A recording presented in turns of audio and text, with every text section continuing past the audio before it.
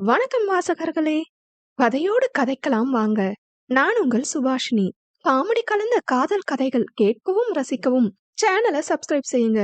கதைகள் பிடித்திருந்தால் மறக்காம லைக் பண்ணுங்க, ஷேர் பண்ணுங்க. 2 வார்த்தையாவது கதைய பத்தி கமெண்ட்ல தட்டி விட்டு போங்க. கதையோடு கதை பேச கதையின் வாயிலாக என் அன்பான வணக்கத்துடன் இது சுபாஷினியின் ஆடியோ கதைகள். நீங்க இப்ப கேட்கவிருக்கும் கதை அங்காரகனின் தீத்திரன் இவள். வாங்க கதைக்குள்ள போகலாம். அத்தியாயம் 5. சீதாவை அங்கு எதிர்பார்க்காதவன் அவ்வளவு நேரம் இருந்த இறுக்கத்தை கைவிட்டு மென்மையாய் சிரித்தான். விகா, இங்க என்ன பண்ற? ஆபீஸ் போகலையா என்றவரை பார்த்து, நைட் அஞ்சலிய பார்க்க வந்த அத்தை, லேட் ஆகிருச்சு, இன்னைக்கு கிளம்பிதான் ஆபீஸ் போகணும். சரிப்பா என்றவருக்கு அடுத்து என்ன பேசுவது என்று தெரியவில்லை. ஆதிராவின் வாழ்வில் இவன் ஒரு புயலாக அல்லவா அடித்து சென்றிருக்கின்றான். என்னதான் எதுவும் நடக்காதது போல் முயன்று பேசினாலும் பெற்றவரால் எவ்வளவு நேரம் அதை மறைத்து அன்பு பாராட்ட முடியும்? அவளும் சாதாரண மனித பிறவிதானே. அவரது தடுமாற்றத்தை புரிந்து, லேட் ஆகிருச்சு அத்த, நான் ஈவினிங் பேசுறேன் என்று கூறியவன் நிற்காமல் காரை உயிர்ப்பித்து கடைசியாக பேசியவனுக்கு மீண்டும் அழைத்தான். ஹலோ, சொல்லுடா, எங்க இருக்க? இங்க ஹாஸ்பிட்டலுக்கு பக்கத்துல இருக்கேன். டேய் லூசு பயலே, நான் இங்க கெஸ்ட் ஹவுஸ்ல இருந்து இப்பதான் கிளம்புறேன். என்கிட்ட சொல்லாம எதுவும் செய்யாத வினு என்று அழைப்பை துண்டித்தவன் நேராக அவன் வாடிக்கையாக செல்லும் ஓட்டலுக்கு சென்றான். இங்கு அவன் வார்த்தையால் வதைக்கப்பட்டவளோ ஷவரின் அடியில் நின்று சுய பரிசோதனை செய்து கொண்டிருந்தாள். அவனால் கீறப்பட்ட நெஞ்சத்தின் நேசத்தை வஞ்சித்து. சி, என்ன மானங்கெட்ட உடம்போ! எத்தனை அடிபட்டாலும் அவனோட விரல் பட்டாலே உருகி அவன் பக்கம் சரீர. இவ்வளவுதான் நானா? அவன் சொன்னது போல இந்த காதல் எனக்கு சந்தோஷம் தரலையே, வலிய மட்டும்தான் தந்திருக்கு. ஒருவேளை அவனை நான் லவ் பண்ணிருக்கவே கூடாதோ? அவன் எதுக்கு என்ன சுத்தி சுத்தி வந்தான்? இதுக்கெல்லாம் சீக்கிரம் பதில் கண்டுபிடிக்கணும். அவன் எதுக்கு லவ் பண்ணிருந்தாலும் நான் அவனை உண்மையா லவ் பண்ணிட்டேன் போல. அதனாலதான் இப்படி அழறேன் என்று கண்ணீர் வழிவதை பார்க்க முடியாமல் ஷவரை திறந்து நனைய ஆரம்பித்தாள். மனதில் ஏற்பட்ட வலியை குளித்து சரியாக்கிவிட முடியுமா என்ன? பேதை அவள் மறந்து போனாளா, இல்லை மறத்து போனாளோ? ஒரு கட்டத்தில் குளிர் உயிரை வாட்டவும் தான் நிதானத்திற்கு வந்தாள். ஈரம் தோய்ந்த ஆடையை களைந்து உடைமாற்றி கீழே வர நடுக்கூடத்தில் பானுமதி மற்றும் சித்ராவிடம் பேசிக் கொண்டிருந்த சீதாவின் பார்வை ஆதிராவின் மேல் அழுத்தமாக படிந்தது. அதை உணர்ந்தாலும் சாதாரணமாக கீழே வந்து சீதாவின் அருகே அமர்ந்து சித்ராவை பார்த்தாள். அவரோ கண்ணால் அவளை அங்கிருந்து செல்ல சொல்ல அதற்குள் அவளை பிடி பிடி என பிடிக்க ஆரம்பித்தார் சீதா. ஆதி, என்ன நினைச்சிட்டு இருக்க? அஞ்சலி எவ்வளவு பயந்து போயிருந்தா லேபர் பெயின் வந்திருக்கும். உன்னோட தனிப்பட்ட விருப்பு வெறுப்ப காட்ட எப்படி இன்னொரு உயிரை பணைய வைக்கலாம்? இதுக்கு மேல நீ சொல்ல போற எதையும் நான் கேட்க தயாரா இல்ல. இன்னைக்கே உனக்கும் விகாக்கும் இருக்கிற எல்லா பிரச்சனையும் முடி. 1-2 பேரும் சமாதானமாகி கல்யாணம் பண்ணிக்கோங்க. இல்லனா இது சரி வராதுன்னு பேசி பிரிஞ்சு உங்க வாழ்க்கைய பாருங்க. அதை விட்டுட்டு இப்படி ஒரே இடத்துல இருந்து எங்களை சங்கடப்படுத்தாதீங்க. நீங்கெல்லாம் வரத்துக்கு முன்னாடி இருந்தே நாங்க நட்போட ஒரே குடும்பம் போல வாழ்ந்துட்டு இருந்தோம். உங்களால இப்படி அது கலைஞ்ச குருவி கூட மாற நான் விடமாட்டேன். உனக்கு நான் எதையும் சொல்லிதான் புரிய வைக்கணும்னு இல்ல. பிசினஸ்ல இருந்து எல்லாத்துக்கும் நம்ம ஒருத்தரோட மூஞ்சில முழிச்சுதான் ஆகணும் என்று தான் சொல்ல வேண்டியது அவ்வளவுதான் என்பது போல பேசி அஞ்சலியின் குழந்தையை பார்க்க செல்ல ஆயத்தமாகினார். பெருமூச்சொன்றை விட்ட ஆதிராவுக்கும் சீதா சொல்லியது சரி என்று பட விகர்ணனிடம் பேச முடிவெடுத்தாள். சித்ராவும் பானுமதியும் கூட சீதாவை ஆதரித்து விகர்ணனிடம் பேச சொல்லி மருத்துவமனைக்கு கிளம்பினார்கள். சீதா பேசியது அவள் மனதை சற்று அசைத்திருக்க, யாரிடமாவது இதை பற்றி பேசினால் இன்னும் தெளிவாக முடிவெடுக்க முடியும் என்று நினைத்தவள் சென்றது என்னவோ விக்கியிடம்தான். தன் பங்குக்கு அவனும் சில அறிவுரை கூறினான். ஏனோ விகர்ணனிடம் ஏதோ வித்தியாசம் தெரிகிறது. அவனிடம் சற்று எச்சரிக்கையாக இருக்க கூறியவன் அவனோடு பேசி அனைத்தையும் முடித்து நிம்மதியாக இருக்க வலியுறுத்தினான். அனைவரும் ஒரே விஷயத்தை கூறியதாலோ என்னவோ அவளுக்கு உடனே அதை செய்துவிட தோன்றியது. முடிவெடுத்தவளாக அஞ்சலியின் அறைக்கு சென்று குழந்தையிடம் சிறிது நேரம் விளையாடிவிட்டு மணியை பார்க்க அது 1 காட்டியது. விகர்ணனின் காரியதரசிக்கு அழைத்து மதியம் ஏதாவது மீட்டிங் இருக்கிறதா என்று கேட்க எதிர்ப்புறம் இல்லை என்று பதில் வர ஒருவித நிம்மதியுடன் அழைப்பை துண்டித்தாள். பின் அவர்கள் எப்போதும் செல்லும் ரெஸ்டாரண்டில் டேபிளை புக் செய்தால் வேங்கையவனின் வஞ்சிக்குடி. சாதாரணமாக அழைத்தால் நிச்சயமாக மறுப்பான் என்று அறிந்தவள் அர்ஜென்ட் மீட்டிங் என்ற ஆயுதத்தை பயன்படுத்தி அவனை வர வைத்தாள். அப்பட்டமாக பிடித்தமின்மையை காட்டிக்கொண்டு உள்ளே வந்தான். அவனின் வருகைக்காக அதுவரை காத்திருந்தவள் அவனை கண்டதும் அவளிடம் அவன் நடந்து கொண்ட அனைத்தும் கண்முன் ஓடியது. கண்ணை இறுக்கி மூடி தற்காலிகமாக அதனை ஒதுக்கி வைத்து அவனிடம் பேச ஆயத்தமானாள். கையில் அணிந்திருந்த காப்பை சரி செய்தவாறு அவளுக்கு எதிரே அமர்ந்தவன், ஏய், நான் என்ன உன் வீட்டு வேலைக்காரனா? நினைச்ச நேரத்துக்கு மீட்டிங் இருக்கு, அங்க வா இங்க வான்னு கூப்பிடுற என்றான் அடக்கப்பட்ட கோபத்தில். இங்க பாரு, இதுதான் லாஸ்ட் மீட்டிங். இனி உனக்கும் எனக்கும் எந்த மீட்டிங்கும் இல்ல. படா, நிம்மதியா இருப்பேன் உன் மூஞ்சில முழிக்காம. என்ன மீட்டிங்? நான் எதுக்கும் ப்ரிப்பேர் பண்ணல. இப்ப நடந்துட்டு இருக்க ப்ராஜெக்ட் டீடைல்ஸ் வேணும்னா நாளைக்கு உன் ஆபீஸ்க்கு அனுப்பி வைக்கிறேன். ஃபைன் என்றவள் அவனை உறுத்து பார்த்து, கர்ணா, சாரி சாரி, அகர்ணா என்ற அவளது விழிப்பில் சிறிது கூட சலனமின்றி, விகர்ணன் என்று அவளை சரி செய்தான். தோளை குலுக்கி, வாட் எவர், நீ யாரா இருந்தாலும், அகர்ணனா இருந்தாலும் சரி, விகர்ணனா இருந்தாலும் சரி, ஜஸ்ட் ஸ்டே அவே என்று அவள் நிறுத்த கைகளால் மேலே சொல் என்பதைப் போல் சைகை செய்தான். உனக்கு என்ன பழி வாங்கணும்? அதுக்குதானே என்ன லவ் பண்ற மாதிரி நடிச்ச? அதே மாதிரி அதுவும் நடந்துருச்சு. நீயும் என்ன வேணாம்னு சொல்லிட்டு போயிட்ட. ஆமா, இப்ப எதுக்கு இதெல்லாம் சொல்லிட்டு இருக்க? ரிவெஞ்ச் மண்ணாங்கட்டின்னு இனி என்ன டிஸ்டர்ப் பண்ணாத. உனக்கும் எனக்கும் செட் ஆகாது. அத நானும் புரிஞ்சுக்கிட்டேன். எனக்கு இப்போ உன் மேல எந்த லவ்வும் இல்ல. இதை இப்படியே விட்டுரு. உனக்கு பிடிச்ச மாதிரி உன் லைஃப பாரு. நானும் என்னோட வாழ்க்கைய பாக்குறேன். ஸ்டேட்ஸ்ல இருந்து வந்து என்ன பழி வாங்குறேன், பல்ல புடுங்குறேன்னு நீ வெளியில கஷ்டப்பட்டது போதும். வீட்டுக்கு போய் அத்தை கூட இரு. என்ன பழி வாங்க நீ சொல்ல போற எந்த மயிறு ரீசனும் எனக்கு தெரிய வேணாம். தெரிஞ்சு நான் ஒன்னும் பண்ண போறது இல்ல. உன் ஆசைப்படி உன்னை விகர்ணன்னு நினைச்சு லவ் பண்ணி என்கேஜ்மெண்ட் வர வந்துட்டேன். நீயும் உன் அண்ணன் போல அங்க வந்து என்ன வேணாம்னு சொல்லிட்டு போயிட்ட. அவ்வளவுதான், எல்லாம் முடிச்சுக்கலாம். என்னடா, இப்ப எப்படி இவளுக்கு இதெல்லாம் தெரிஞ்சதுன்னு நீ யோசிக்க வேண்டாம். ஜஸ்ட் இப்பதான் ஸ்ட்ரைக் ஆச்சு. உன் அண்ணனை என்ன ஆபீஸ்ல வந்து மீட் பண்ண சொல்லு. பிசினஸ் பத்தி அவன்கிட்ட பேசணும். அவ்வளவுதான், உன்னிடம் நான் பேச வேண்டியது. பேசிவிட்டேன். இனி உனக்கும் எனக்கும் எந்த சம்பந்தமும் இல்லை என்பது போல கிளம்பி விட்டாள். அதுவரை இறுகி இருந்தவன் அலைபேசியை எடுத்து, மாம், நான் இந்தியா வந்துட்டேன், ஈவினிங் வீட்டுக்கு வரேன் என்று பேசி அடுத்து அவனோடு ஒட்டி பிறந்தவனுக்கு அழைத்தான். டேய், அந்த ராட்சசிக்கு எல்லாம் தெரிஞ்சிருச்சு. இனி நான் எதுக்கு ஹோட்டல்ல தங்கணும்? அம்மாக்கு ஃபோன் பண்ணி சொல்லிட்டேன், ஈவினிங் வீட்டுக்கு வரேன். ஆகே, அவளுக்கு எப்படிடா தெரிஞ்சிருக்கும்? ராம் மாமா கண்டுபிடிச்சிருக்கலாம். வாட்? இது எப்படி பாசிபிள்? அவர் உன்னை பார்த்து 10 வருஷமாச்சும் இருக்கும். எனக்கு அப்படிதான் தோணுது. உன்னை ஆபீஸ்க்கு வர சொன்னா நீ போய் என்னன்னு பாரு. டேய், அவர் அப்பா கிட்ட ஏதாவது சொல்லிட்டு போறாரு. சொல்ல மாட்டாருன்னு நினைக்கிறேன். அவளும் சொல்ல மாட்டா. அதுதான் சொல்லிட்டு போறாளே, இனி உன் பக்கம் வரமாட்டேன், நீயும் என் பக்கம் வராதன்னு மிரட்டிட்டு போறா. நான் தான் சொன்னல, இதெல்லாம் வேண்டாம், ஒழுங்கா எல்லாத்தையும் மறந்துட்டு வீட்டுக்கு வான்னு. நீதான் பெரிய இவன் மாதிரி 6 மாசம் இப்படி இறங்கி வேலை பார்த்திருக்க. உன்னால மொத்த குடும்பமும் என்ன கொலகாரனை பாக்குற மாதிரி பாக்குறாங்க. தம்பிக்காக இத கூட செய்யலனா நீ எல்லாம் என்னடா அண்ணா? என்னவாவது சொல்லி வாய அடைச்சிரு. ஆஹாஹா, வேற வழி? சரி, நான் ஈவினிங் சீக்கிரம் வந்துடுறேன். நீ சொதப்பாம கரெக்டா வந்துரு. ஓகே வினு என்ற அழைப்பை துண்டித்தவன் நினைவு அழையா விருந்தாளியாக அவளை தொடர, அவள் மீது இருந்த வன்மத்தை முன்னிறுத்தி அவன் மனதை திசை திருப்பி அதில் வெற்றியும் கண்டான் அகர்ணன். விகர்ணனும் அகர்ணனும் லிங்கம் கல்யாணியின் இரட்டையர்கள். பெற்றவர்களுக்கே பெரும்பான்மையான நேரத்தில் அவர்களை அடையாளம் தெரியாது. அந்த அளவிற்கு இருவரும் ஒன்று போல இருப்பார்கள். உருவத்தில் மட்டுமல்ல, நடை, உடை, பாவனை, பேச்சு, ரசனை என்று எல்லாமே ஒன்று போல இருக்கும். கசப்பான அந்த சம்பவத்திற்கு பிறகு விகர்ணனிடம் கூட ஒதுக்கலோடு பழகினான். அந்த சம்பவத்திலிருந்து சென்றவன்தான் முழுதாக 9 வருடத்திற்கு பிறகு அவன் வீட்டிற்கு செல்ல இருக்கின்றான். நடந்ததையும் நடப்பதையும் நினைத்தவனுக்கு ஒருவித எரிச்சலான மனநிலை. பழிவாங்கிய சந்தோஷம் துளியும் அவன் முகத்தில் இல்லை.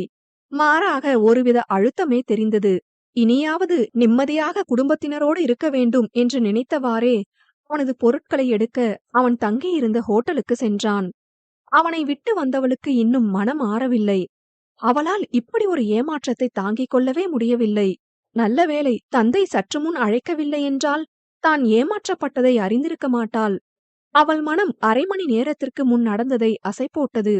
அவசர மீட்டிங் என்று அவனை வர சொல்லியவளுக்கு தாயுமானவரின் நினைவு வர அவருக்கு அழைத்து அவள் அன்னை பேசியதை கூறி அவள் எடுத்த முடிவை கூறினாள். ஆதிமா, நல்ல முடிவு. ஆரம்பத்திலிருந்தே எனக்கு உன்னோட காதல்ல உடன்பாடு இல்ல. ஆனா உன்னோட சந்தோஷத்துக்காக ஒத்துக்கிட்டேன்.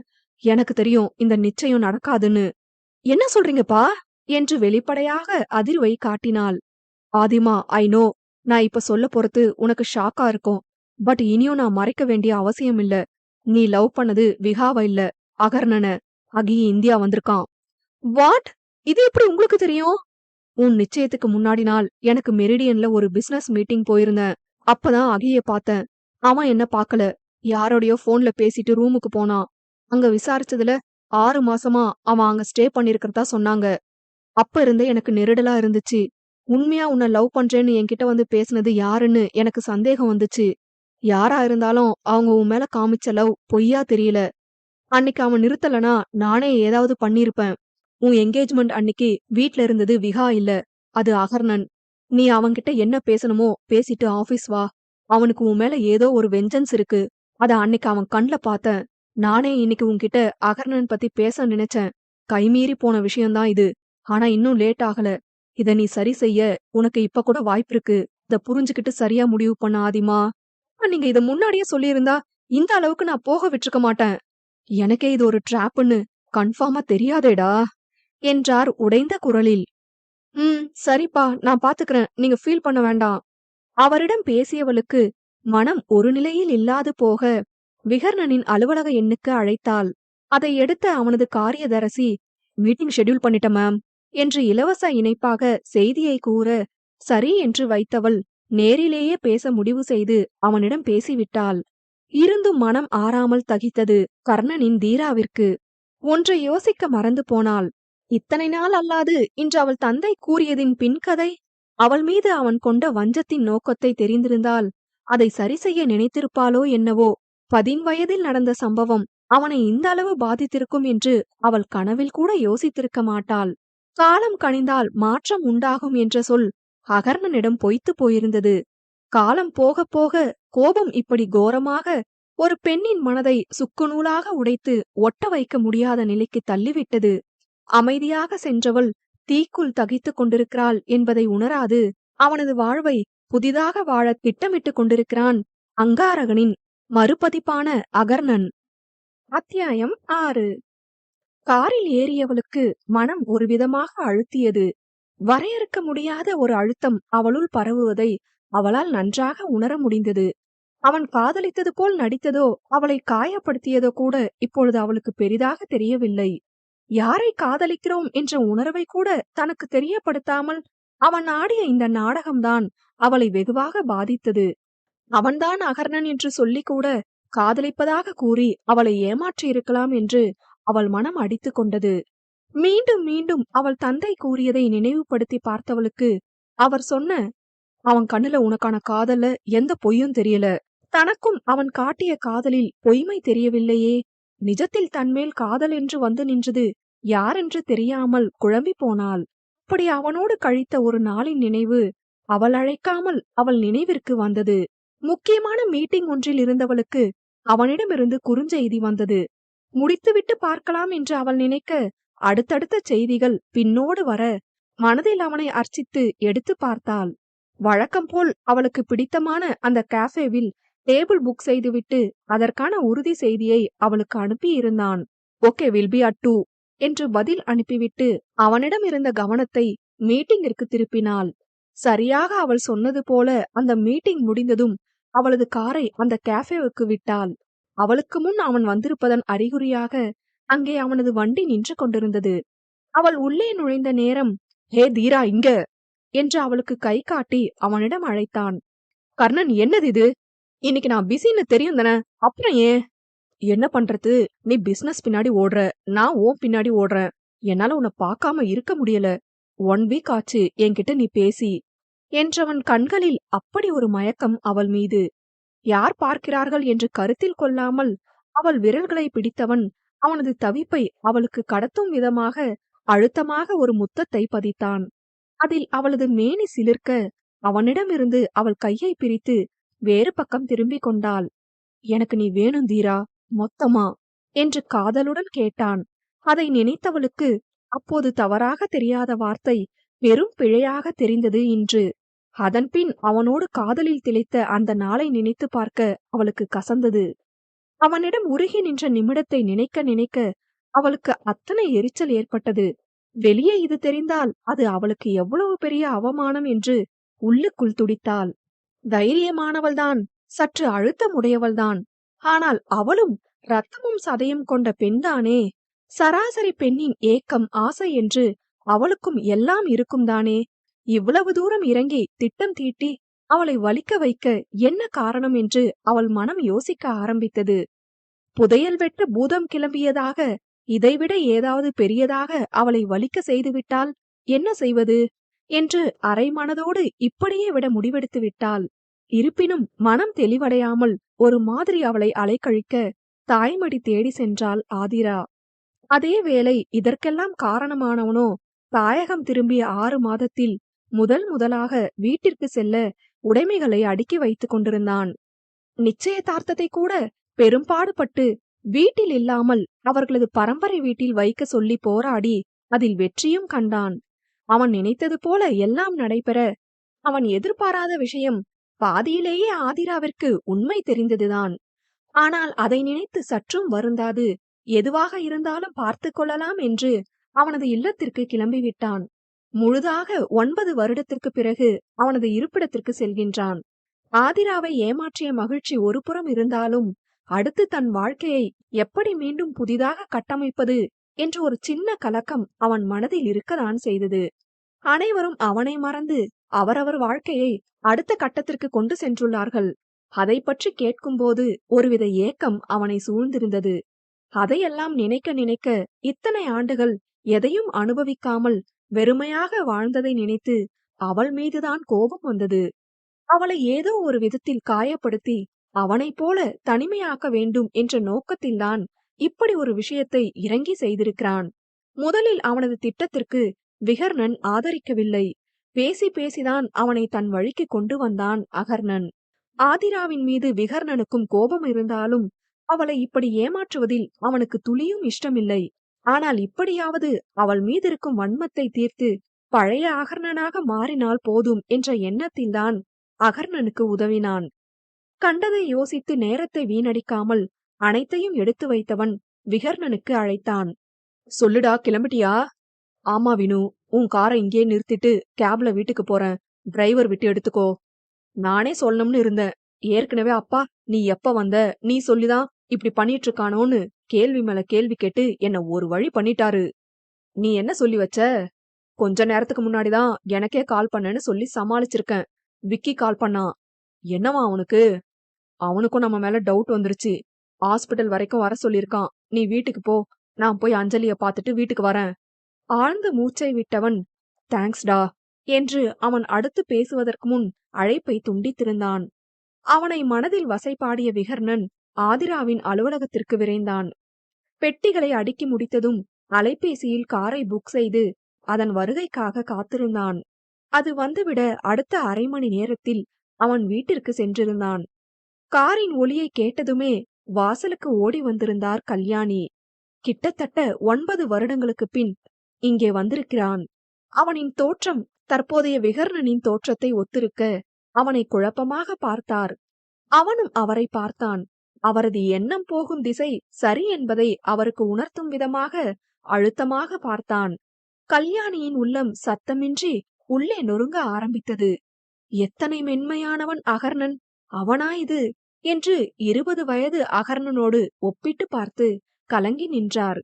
காருக்கு பணத்தை கொடுத்து உடைமைகளை எடுத்து வெளியே வைத்தவன் கல்யாணியை பார்த்து, அழகந்தான் உன் பையன், அதுக்காக இப்படி வச்ச கண்ணு வாங்காமையா பாப்ப கல்லு என்று அவரை இயல்பாக அவன் பேசியதும் அவர் கண்கள் குளம் கட்டியது. இங்கிருந்து சென்ற பிறகு முற்றிலும் பெற்றவர்களை தவிர்த்து விட்டான். ஆரம்பத்தில் பேச முயற்சி செய்த லிங்கம் கூட நாட்கள் ஆக ஆக அதை அடியோடு நிறுத்தி கொண்டார். ஆனால் கல்யாணியால் அப்படி விட முடியவில்லை. அவனது கோபத்தை கரைக்க தினமும் அழைத்து விடுவார். அகர்ணன் பேச வேண்டும் என்று நினைக்காமல் தான் பேசுவதையாவது அவன் கேட்கட்டும் என்று வீட்டில் நடப்பது வெளியே நடப்பது என்று கிட்டத்தட்ட அவனை ஒரு நாள் குறிப்பாக நினைத்து பேசிய நாட்கள் உண்டு. முதல் 4 வருடம் அவர் மட்டுமே பேசினார். அதன்பின் சற்று மனம் இறங்கியவன் ஒற்றை வார்த்தைகளில் பதில் கூற ஆரம்பித்தான். எப்பொழுதாவது அழைத்து 2 வார்த்தை பேசிவிட்டு வைப்பான். ஆனால் அது அரிதிலும் அரிது. இப்படி திடீரென்று இவன் சொல்லாமல் இந்தியாவிற்கு வந்ததும் இல்லாமல் சிறு வயதில் பேசுவது போல சாதாரணமாக பேசியதும் சற்று கலங்கிய குரலில், என்கிட்ட இப்படி பேசி எவ்வளோ நாள் ஆகுதாகி என்று அவன் கையை பிடித்து கேட்டார். அதான் இப்போ பேசிட்டேன்ல மம்மி, இனி பழையபடி இருக்க நினைக்கிறேன். பழச பேசி என்ன திரும்ப யுஎஸ் அனுப்பிடாதீங்க. நான் எதுவும் சொல்லலடா உன்ன. திரும்ப என்ன விட்டு போனா நான் தாங்க மாட்டேன் ஆகி என்று அவனை அணைத்து அழுதார். இதுபோல் இனி தன் அன்னையை அழ வைக்க கூடாது என்று நினைத்து அவரோடு வீட்டிற்குள் சென்றான். உள்ளே சென்றதும் இருக்கையில் அமர்ந்து வீட்டை கண்களால் அளவிட்டான். இந்த 9 ஆண்டுகளில் வீட்டில் நிறைய மாற்றம். உள்ள அமைப்பு அனைத்தும் புதுப்பிக்கப்பட்டிருந்தது. பெருமூச்சு விட்டவன், எல்லாம் மாறிடுச்சுமா என்று பொதுவாக கூறினான். வீடு, காரு, பிசினஸ், ஏன் நீ கூட நிறைய மாறிட்டாகி. மாறிட்டேன்ல, என்ன முழுசா மாத்திட்டா. இன்னும் நீ அத மறக்கலையா? எப்படிமா மறக்க முடியும்? டிவி, நியூஸ்னு அவளால என் லைஃபே போயிடுச்சே. டேய், என்னடா பேசுற? அவ தெரியாம தான் பண்ணா. நாங்க யாரும் உன் மேல சந்தேகப்படலையாகி. இந்த உலகம் என்ன நம்பவே இல்லையே. ஏதோ பொறுக்கி மாதிரில பாத்துச்சு என்று கண்கள் சிவக்க கேட்டான். ஆகி இது நடந்து 9 வருஷம் ஆகுது. எல்லாரும் அத மறந்து கடந்து அவங்கவங்க வாழ்க்கைய பாக்க போயிட்டாங்க. நீ ஏன்டா அதே இடத்துல நின்னு உன்னை கஷ்டப்படுத்திக்கிறது மட்டுமில்லாம உன்னை சார்ந்தவங்களையும் நோகடிக்கிற? என்னால மறக்க முடியலையே. அதான் அவள பழி வாங்கிட்டல்ல, இனியாச்சும் உன் வாழ்க்கைய பாரு ஆகி. என்ன சொல்றீங்க என்று அவரை ஆழ்ந்து பார்த்தான். கண்ணாடில உன்னை பாருடா. சின்ன குழந்தை கூட சொல்லும் நீ பண்ணிட்டு வந்தத. அப்ப விகாவா ஆதிரா கிட்ட நடிச்சு இவ்வளவும் பண்ணியா? எதுவும் பேசாமல் மௌனமாக அமர்ந்திருந்தான். எதுக்குடா இவ்ளோ வன்மம் உனக்கு? இப்பதான் வனவாசம் முடிஞ்சு வந்திருக்க. அதுக்குள்ள ஏதாவது பண்ணிட்டு திரும்பி என்ன தவிக்க விட்டு போயிராத. எல்லாரும் விடு, மறந்துருன்னு சொல்றீங்க. வேடிக்கை பார்த்த உங்களுக்கு வேணா அது சுலபமா இருக்கலாம். அந்த இடத்துல இருந்த எனக்கு தான் அந்த வலி புரியும். சொன்னா புரியாதுமா உங்களுக்கு. பொண்ணுங்க சாபம் குல நாசம் பண்ணுண்டா. வேணா ஆகி இதோட விட்டுரு. என் வாழ்க்கை ஏற்கனவே அப்படிதான் இருக்கு. இனி என் வாழ்க்கைய மட்டும் பார்க்க போறேன். அவளா என் வழியில வராத வர அவளை நான் எதுவும் பண்ண மாட்டேன் என்று அவன் அவருக்கு உறுதியளித்தான். இந்த உறுதியெல்லாம் அவளை காணும் நேரம் வரைதான் என்று அப்பொழுது அவனுக்கு தெரியவில்லை.